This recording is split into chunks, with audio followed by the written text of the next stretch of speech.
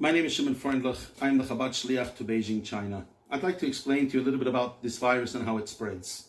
When somebody coughs, sneezes, or spits, the droplets remain in the air up to 60 seconds at a distance of 3 feet or 1 meter.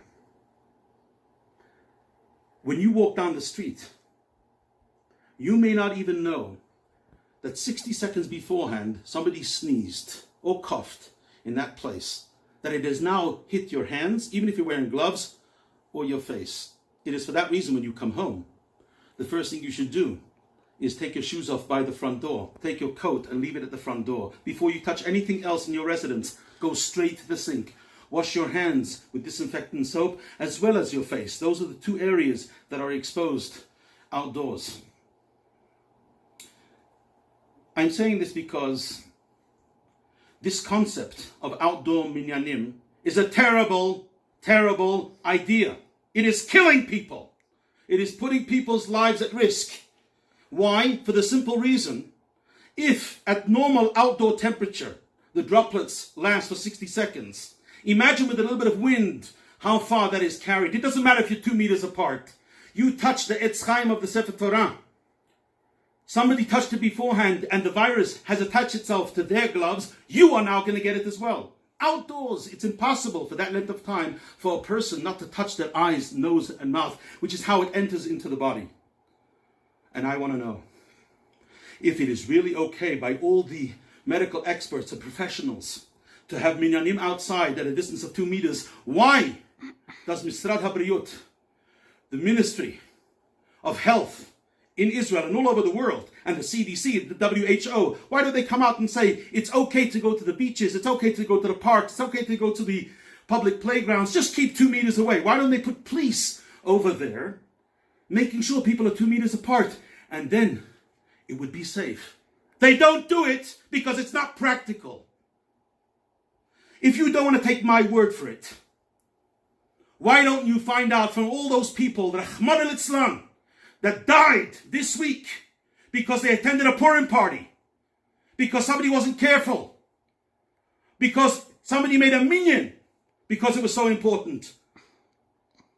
Halacha is full of the importance of a minyan. Not when it comes to a pandemic, not when people's lives are at risk. People are dying.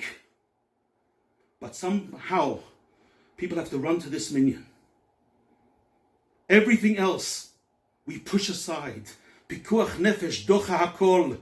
The minyan is also included in hakol.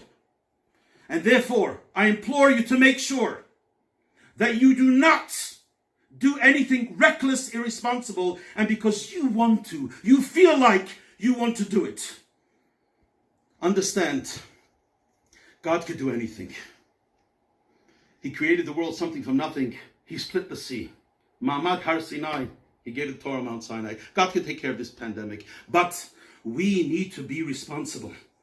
We are fighting an invisible enemy. Because you can't see it doesn't mean it doesn't exist. And people say to me, yes, but my rabbi said it's okay. And I want to tell you something. I'm not questioning the knowledge of your rabbi. I'm not questioning his intellect. But I look in this week's parsha, in the Torah.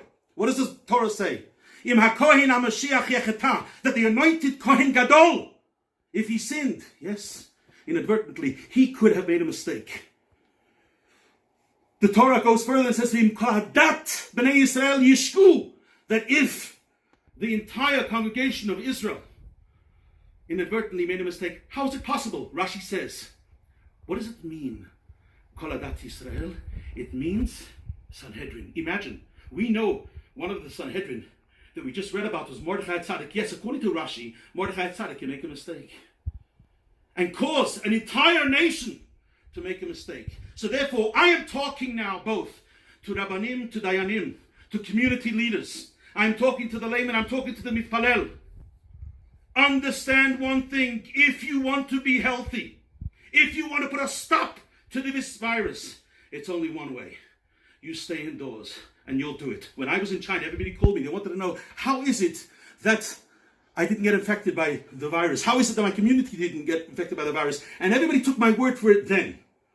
And everybody wrote up in the newspapers why and how this is possible. Because they trusted what I said. I'm telling you, the same Shimon Prondelech that told that to you then is telling it to you now. And the only way that we are going to go and get rid of it is if there's a total lockdown and you only leave your house for necessities. We are now entering the first Shabbat of Chodesh Nisan. Let it be truly Nisei Nisan, a month of miracles. Take care of yourself, your loved ones, your community, the world today, so that we can have a brighter, more better, revealed goodness tomorrow.